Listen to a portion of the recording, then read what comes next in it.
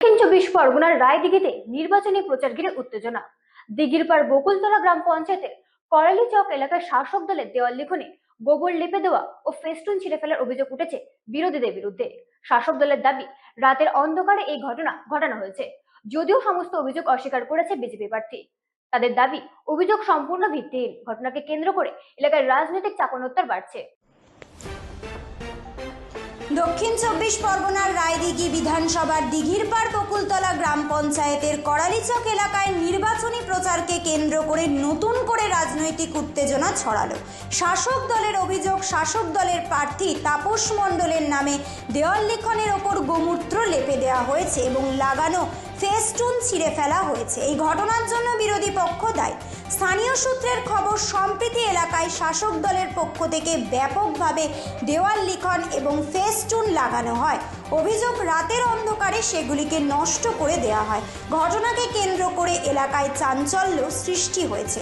যদিও এই সমস্ত অভিযোগ সম্পূর্ণভাবে অস্বীকার করেছেন বিজেপি প্রার্থী। তার দাবি, এই অভিযোগ ভিত্তিহীন এবং রাজনৈতিক উদ্দেশ্য প্রণোদিত। তিনি বলেন, বিজেপি এই ধরনের কাজে বিশ্বাস করেন না। মানুষ আমাদের সমর্থন করছে, তাই আমাদের বিরুদ্ধে মিথ্যা অভিযোগ আনা হয়েছে। ঘটনার পর এলাকায় রাজনৈতিক চাপানোত্তর বাড়তে শুরু করেছে। তবে প্রশাসনের পক্ষ থেকে এখনো পর্যন্ত কোনো লিখিত অভিযোগ জমা পড়েছে কিনা তা স্পষ্ট নয়। পরিস্থিতির ওপর নজর রাখা হচ্ছে বলে স্থানীয় সূত্রে জানা গেছে।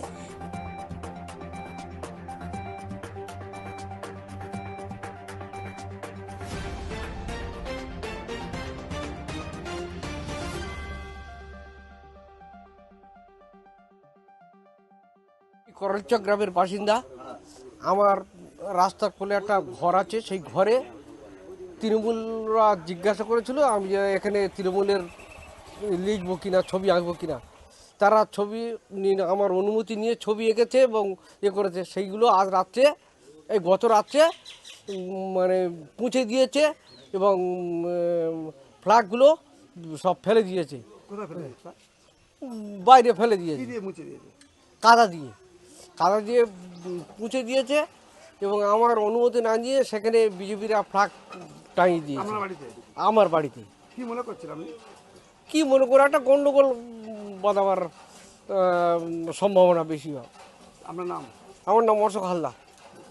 যে তৃণমূল প্রার্থীর নাম লেখা ছিল তাতে গোবর দিয়ে নেপে দিয়েছে, কি বলবেন? রায়দিঘি বিধানসভায় তৃণমূলের অস্তিত্ব খুবই খারাপ, যার জন্য নিজেরা ওইগুলো করে খবরে আসার জন্য ওরা এরকম হাইলাইটে আসতেছে। এরকম নিত্য নতুন আমাদের প্রতিদিন আমাদের হচ্ছে ফ্ল্যাগ, ব্যানার, ফেস্টুন গাড়ি ভাঙচুর করছে, আপনারা দেখতে পাচ্ছেন। এরা রায়দিঘি বিধানসভা ওদের কোনো পিকচার নেই, এই খবরে আসার জন্য এইরকমই হাইলাইট করছে। নিজেরা নিজেদের মধ্যে মত খেয়ে ওই ব্যানার ফেস্টুন ছেড়ে দেয়ালে কাদা লাগে, তাই বিজেপির উপরে বদনাম করার জন্যই করছে। আপনার নাম? আমার নাম গোপাল হালদার, রায়দিঘি বিধানসভা কোকন্ডনার, বিজেপি পার্টির। BJP party. Thank you. ছিঁড়ে ফেলে বিরোধীরা বলছেন, কি বলবেন? এখানে মূলত দিঘিরপাড় অঞ্চল, এটা তৃণমূলের অঞ্চল। এই কোরালিচক বুথ ব্যাপক হারে তৃণমূলের লিড থাকে বা তৃণমূল কংগ্রেস এখানে দীর্ঘদিন ধরে আছে, কিন্তু বিজেপির একটা পরিকল্পনা করে ব্যানার ফেস্টুন থেকে শুরু করে ছিঁড়ে দেওয়া থেকে শুরু করে নোংরামি করেছে। দিলে যে আমাদের তাপস মণ্ডলের যে আমাদের প্রার্থী, তার যে লেখা ছিল, লেখাগুলো গোবর দিয়ে কাদা গোবর করে একদম নোংরাভাবে করে দিয়েছে। যেহেতু ওরা জানে আমরা 26-এ আসতে পারবো না, কিন্তু এই দিঘিরপাড় অঞ্চলের লিডটা আছে, ওরা দেখে বারবার এই নোংরামিটা করে চলেছে। তো আমার এই এলাকায় মানুষজনকে বলবো, ভোটের যোগ্য জবাব দিয়ে প্রচুর ভোটে তো লিড দেবো। ওরা এই নোংরামিটা করতে চাইছে, পরবর্তী দিনে ওদের ভোটের মাধ্যমে বুঝিয়ে দেবো যে এখানে তৃণমূলের ঘাঁটি কত বড় শক্ত ঘাঁটি, ওরা বুঝে যাবে। তো এটা মানুষ যোগ্য জবাব দেবে।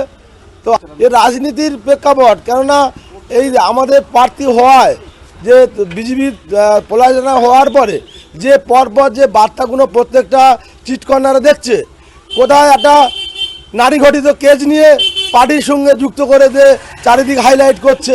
দেখা যাচ্ছে আমাদের দেলগুলো মুছে দিয়ে এইসব নোংরামি করছে।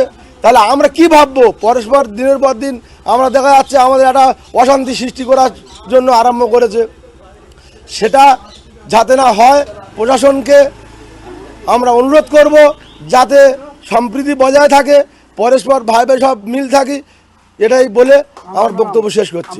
ব্যুরো রিপোর্ট রাত দিন নিউজ নেটওয়ার্ক। ত্রিপুরার ঊনকোটি জেলার কৈলা শহরে নাবালিকার উপর